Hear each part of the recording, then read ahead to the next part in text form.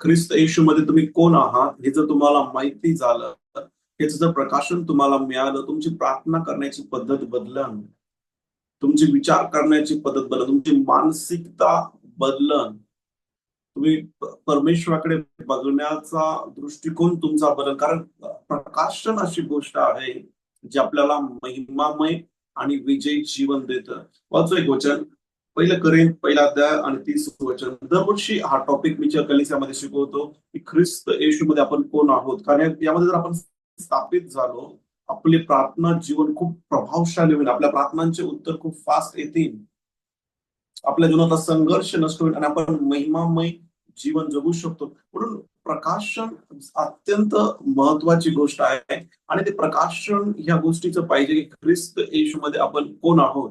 पहिलं करीत पहिला अध्याय आणि 30 वचन. त्याच्याकडून तुम्ही ख्रिस्त येशूमध्ये आहात. कुठे आहात तुम्ही? ख्रिस्त येशूमध्ये. ज्या दिवशी आपण येशू विश्वास ठेवला, येशूला आपण ग्रहण केलं, येशू आपला आपण कबूल केलं की येशू आपला प्रभू आहे, त्या दिवसापासून आपण ख्रिस्त येशूमध्ये आहोत. जगामध्ये आणि आपल्यामध्ये फरक आहे. आता आपण सगळेजण आपल्या आपल्या आपल्या घरामध्ये आहोत. समजा बाहेर पाऊस आला, पण आपण घरामध्ये असल्यामुळे त्या पावसाचा परिणाम आपल्यावर होत नाही. तसंच ज्या दिवशी आपण प्रभू विश्वास ठेवला, आपण ख्रिस्त येशूमध्ये आहोत आणि ख्रिस्त येशूमध्ये आपण सुरक्षित आहोत. ख्रिस्त येशूमध्ये असल्यामुळे कोणता आजार, कोणती समस्या आपल्यावर प्रभाव होऊ शकत नाही. पण हे प्रकाशन आपल्याला विजन देण्यास खूप मदत करेन. पहिलं करीन पहिला अध्याय 30 वचन. त्याच्याकडून तुम्ही ख्रिस्त येशूमध्ये आहात. आपण ख्रिस्त येशूमध्ये आहोत. ख्रिस्त येशूमध्ये आपण आहोत. तो जर आपण ख्रिस्त येशूमध्ये आहोत, जर हे प्रकाशन आपलं असेल, एक स्लाइड बघा. ख्रिस्त येशूमध्ये तुम्ही कोण आहे याचं प्रकाशन तुम्हाला महिमामय आणि विजयी जीवन जगण्यास सक्षम करेल. अनेक लोक, अनेक विश्वासणारे, त्यांना माहित नाही ख्रिस्त येशूमध्ये ते कोण आहे. त्यांना असं वाटतं ते पापीच आहे. ते म्हणतात, प्रभू मला मी पापी आहे. काही काही लोकांची प्रार्थना की प्रभू मी माती आहे. काही लोक मी मी किडा आहे, मी काही योग्यतेचा नाही आहे. मी कलिसियामध्ये पण सांगितलं, चर्चमध्ये सांगितलं की ख्रिस्त येशूमध्ये येण्यापूर्वी आपण ते होतो. आपली योग्यता नव्हती, आपण पापी होतो. पण जसं आपण ख्रिस्त येशूमध्ये आलो, आपण नीतिमान बनवलं गेलोय. ख्रिस्त येशूमध्ये आपण धनवान बनवलं गेलंय. ख्रिस्त येशूमध्ये आपल्या पापाची क्षमा मिळाली. म्हणून जस्ट प्रकाशन येतं. ख्रिस्त येशूमध्ये तुम्ही कोण आहात याचं प्रकाशन तुम्हाला जस्ट मिळतं. तुमचं जीवन महिमामय बनन आणि विजयी जीवन जगा. तर तुम्हाला समजा तुम्ही ख्रिस्त येशूमध्ये नीतिमान आहात, नीतिमान लोक सिंहासारखे निडर असतात. आणि म्हणून प्रकाशन पाहिजे की आपण कोण आहोत. अनेक लोक प्रभू विश्वास ठेवला, पण ते जगामध्ये असल्यासारखं जीवन जगतात.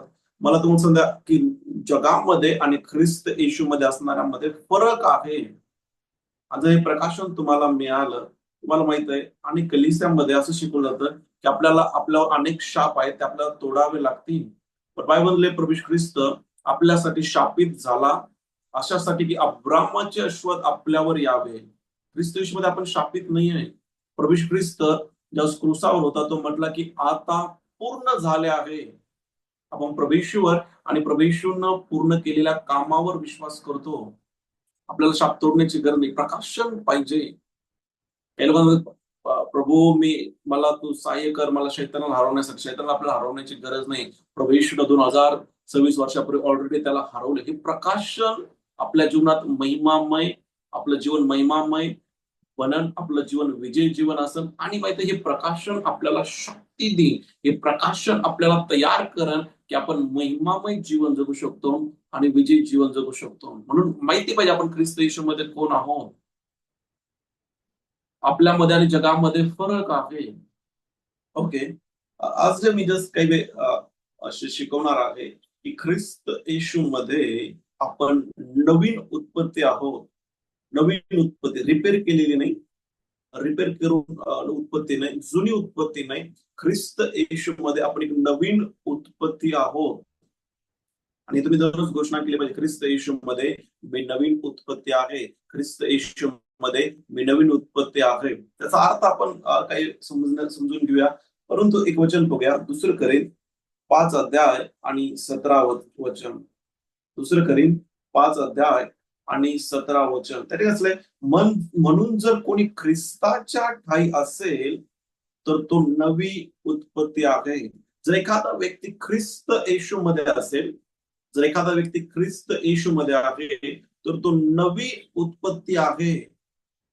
जुने ते होऊन गेले, पहा ते नवे झाले. ही एक प्रकाश आहे. मग ही सगळ्यात मेन फाउंडेशन आहे, हा पाया आहे आपल्या विश्वासू जीवनाचा, की आपण ख्रिस्त येशूमध्ये नवीन उत्पत्ती बनलो. जसं माहित आहे, आदामानं पाप केलं, त्याच्यामध्ये पापाचा स्वभाव, शैतानाचा स्वभाव आला.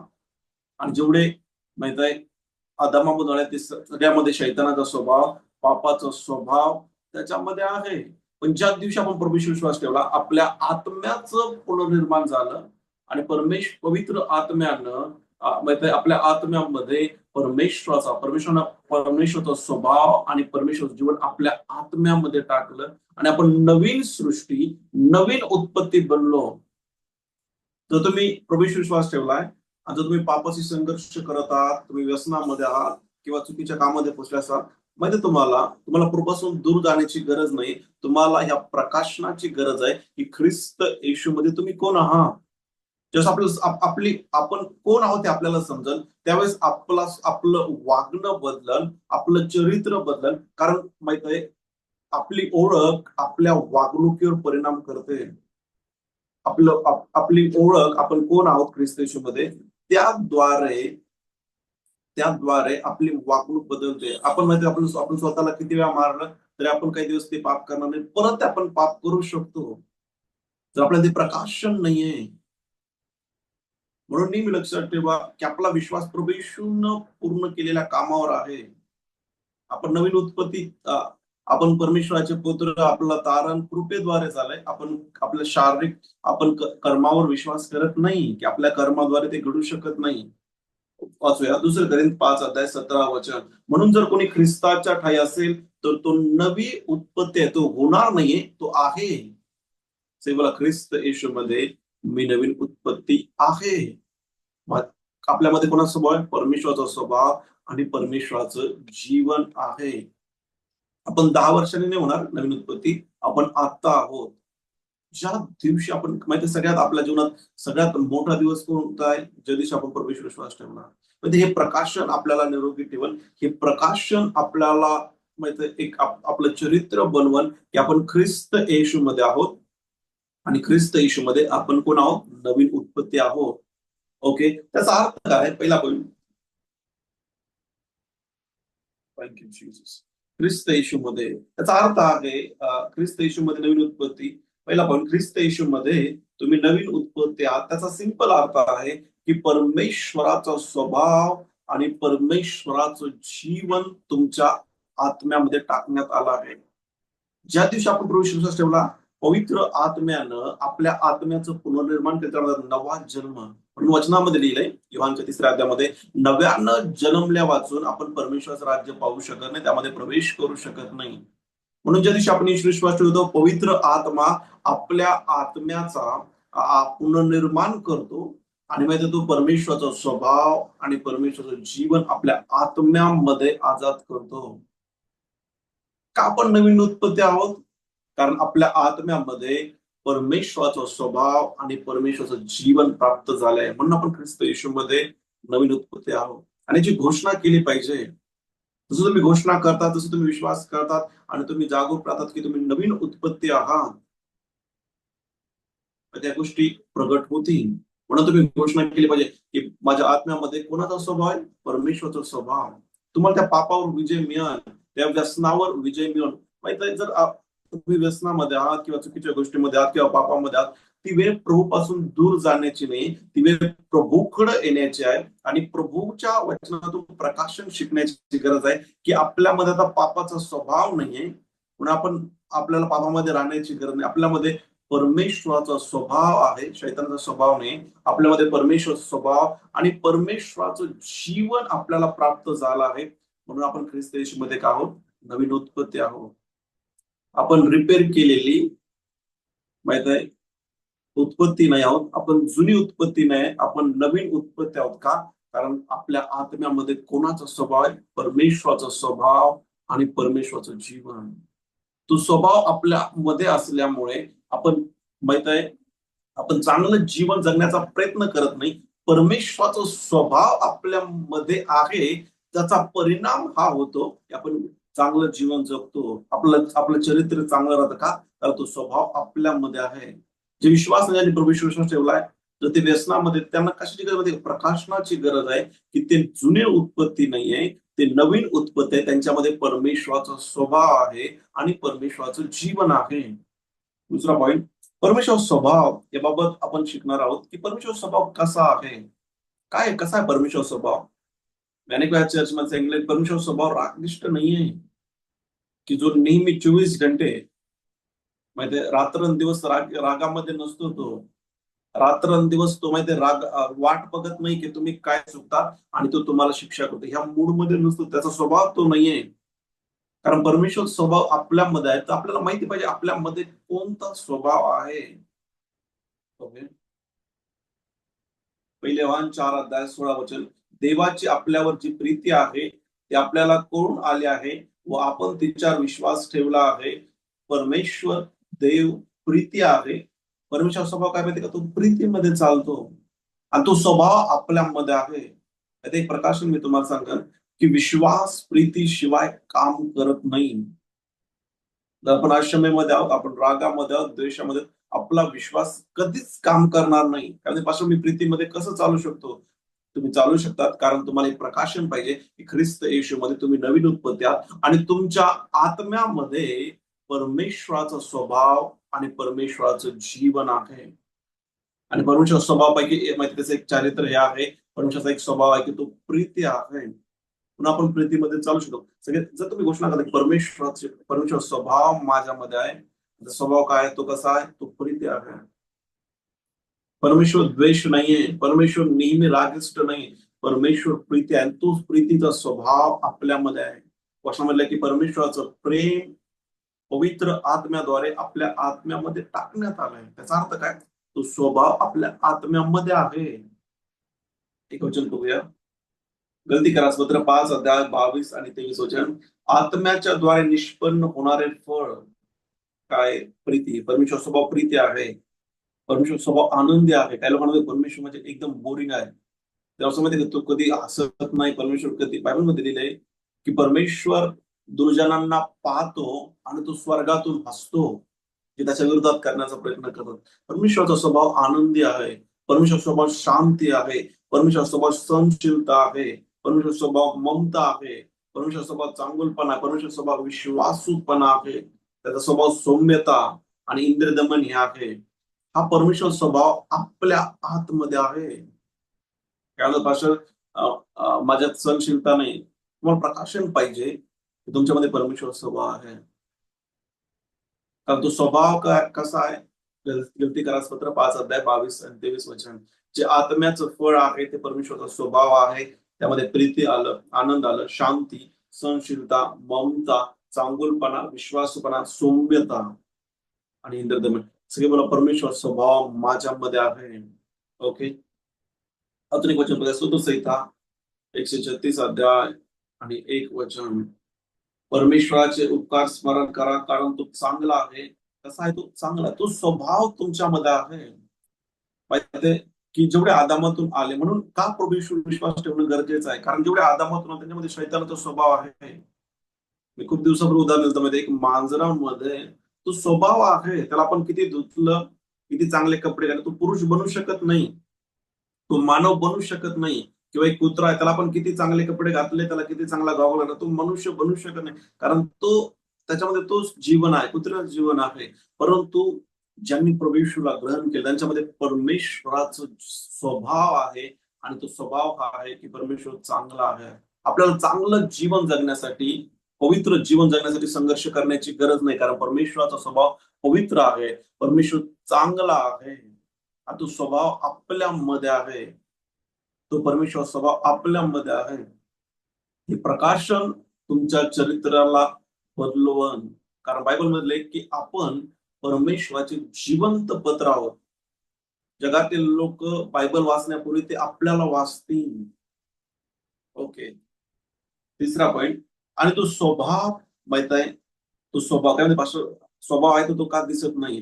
हे आपण बघा, परमेश्वराच्या लिखित वचनाद्वारे तुम्ही परमेश्वराच्या स्वभावामध्ये सहभागी होता. काय जर तो स्वभाव माझ्यामध्ये आहे, तर जर तो स्वभाव नम्रता आहे तो माझ्या जीवनात का दिसत नाही. जर तो स्वभाव सहनशीलता तो माझ्यात का दिसत नाही. परमेश्वराच्या लिखित वचनाद्वारे तुम्ही परमेश्वराच्या स्वभावामध्ये सहभागी होता.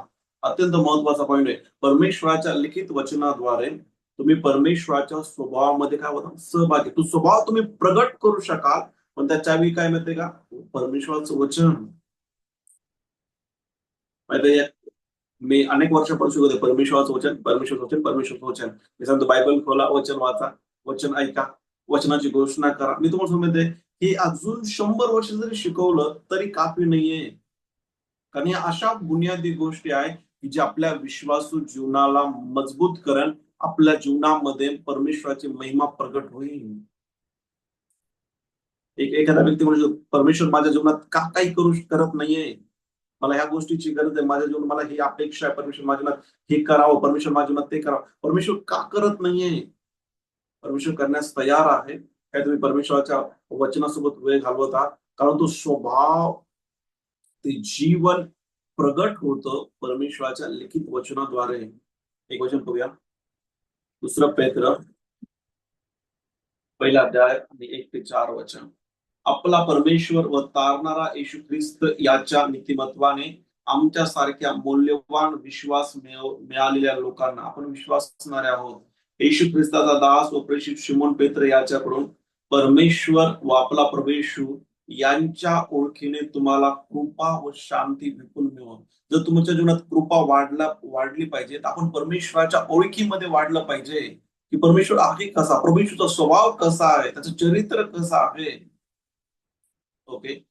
ज्याने आम्हाला आपल्या गौरवासाठी व सात्विकतेसाठी पाचारण केले, त्याच्या ओळखीच्या द्वारे त्याच्या ईश्वरी सामर्थ्याने जीवनास व सुभक्तीस आवश्यक असलेल्या सर्व गोष्टी आपल्याला दिल्या आहेत. जीवन जगण्यासाठी आणि परमेश्वर विश्वास ठेवून जीवन जगण्यासाठी ज्या काही गोष्टींची बायबल की सर्व गोष्टी ख्रिस्त येशूमध्ये आपल्याला दिल्या आहेत.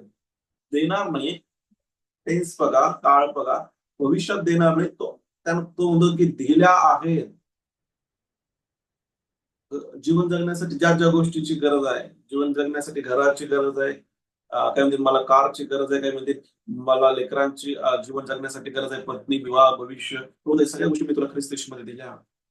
सुभक्तीस आवश्यक असलेल्या प्रभूश्वर विश्वास ठेवून जीवन जगण्यासाठी ज्या गोष्टींची गरज आहे त्या सर्व गोष्टी आपल्याला देण्यात आल्या.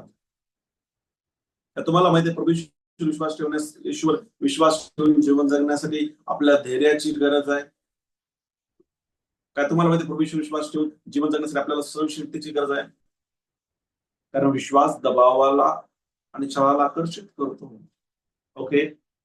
त्यांच्या योगे व अति महान अशी वचने आपल्याला देण्यात आले आहेत. अशी महान वचने त्यांच्या योगे मौल्यवान व अति महान. माहित एक विश्वासणाऱ्याचं महिमा जीवन कधी सुरू होतं माहिती का, की ज्यावेळेस तो परमेश्वराच्या वचनाला मौल्यवान म्हणून बघतो. हे लोकांना माहिती वचन तेवढं खूप हलक्यामध्ये घेतात. ते वचन ऐकतात पण ते करत नाही, कारण त्यांच्यासाठी वचन मौल्यवान नाही, म्हणून वचन त्यांच्यासाठी काम करत नाही. त्यांच्या योगे मौल्यवान अति महान अशी वचन. परमेश्वरचं वचन साधारण नाही आहे, ते मौल्यवान आहे, ते महान आहे. परमेश्वरचं वचन इटसेल्फ महान आहे. अशी वचने आपल्याला देण्यात आली आहेत यासाठी की त्यांच्याद्वारे, कशाद्वारे, परमेश्वराच्या वचनाद्वारे तुम्ही वासनेपासून उत्पन्न होणाऱ्या जगातील भ्रष्टता चुकवून परमेश्वराच्या स्वभावाचे वाटेकरी व्हावे. कशा प्रकारे आपण परमेश्वराच्या स्वभावाला प्रगट करू शकतो? परमेश्वरानं दिलेल्या मौल्यवान व अति महान अशा वचनाद्वारे. म्हणून मी आज तुम्हाला एन्करेज करत विश्वासणाऱ्यांना, हे टीचिंग फक्त शिकवण्यासाठी नाहीये. जे लोक अनेक वर्षापासून माझ्याशी जुळले त्यांनी माझ्या मुखातून अनेक वर्षापासून ते ऐकत आहे, वचन ऐका, वचन वाचा, वचनाची घोषणा करा, शिक्षण ऐका. ह्या इतक्या मौल्यवान गोष्टी की परमेश्वराचा स्वभाव आणि परमेश्वराचं जीवन तुमच्यातून प्रगट करू शकतं. आणि ते ते स्वभावाच्या मध्ये आपल्याला सहभागी होण्यासाठी प्रभूने काय दिले? वचन. म्हणून आपलं बायबल खोलून वचन वाचा. या टीचिंग आणि वारंवार ऐका. वचनाची घोषणा करा. परमेश्वराचा स्वभाव जो प्रेमाचा तो तुमच्यातून बाहेर पडन, ती नम्रता बाहेर पडन, तो सहनशीलतेचा स्वभाव बाहेर पडन. कारण माहित आहे, तुम्ही वचनावर मेहनत करत आहात. परमेश्वराच्या वचनाद्वारे आपण सहभागी होतो. त्यांच्या योगे मौल्यवान व अति महान अशी वचने. काय तुम्ही परमेश्वर वचनाला कशा प्रकारे बघताय? एक एक नॉर्मल बुक आहे का? जो तुमच्यासाठी ते परमेश्वराचं वचन आहे, तुम्ही त्याला मूल्यवान आणि महान समजाल. आणि जो तुम्ही त्याच्या सोबत वेळ घालवता, तो परमेश्वराचा स्वभाव जो तुमच्या आत्म्यामध्ये पवित्र आत्म्याने टाकलाय, तो माहित आहे, तो प्रगट होईल. त्यामध्ये तुम्ही सहभागी व्हाल. ते परमेश्वराचं जीवन माहित आहे, एक एक अंगीकार मी तुम्हाला पाठवलाय. त्यामध्ये असं आहे की परमेश्वराचं जीवन माझ्यातील आजाराला, रोगाला, त्रासाला आणि त्यांच्या लक्षणांना मुळापासून नष्ट करत आहे. ते प्रगट कधी होईल माहितीये? जसं आपण वचनासोबत वेळ घालवतोय. परमेश्वराच्या लिखित वचनाद्वारे आपण परमेश्वराच्या स्वभावामध्ये सहभागी होतो. म्हणून एक वचनाचा वेळ असू द्या. ते बालकासारखे असू नका की बाबा असं मला वचन ऐकायला वेळ मिळत नाही अजून.